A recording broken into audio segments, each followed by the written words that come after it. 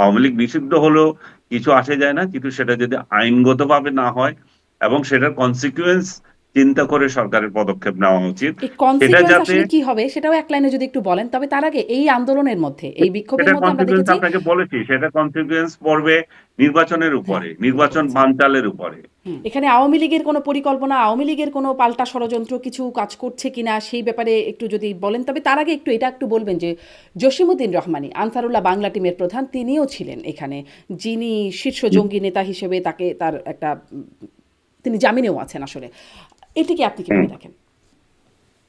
এটা ভালো, খুব ভালো। শাহবাগ এমন একটা পচা জায়গা যেখানে ২০১৩ সালে লক্ষ লক্ষ মানুষ গিয়েছিল, সব শাহবাগী হয়ে গিয়েছিল।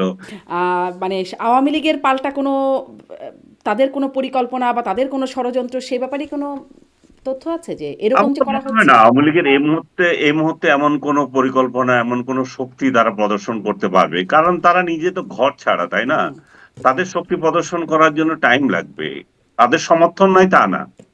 তাদের সমর্থন এখন যেকোনো রাজনৈতিক দল থেকে কম নাই।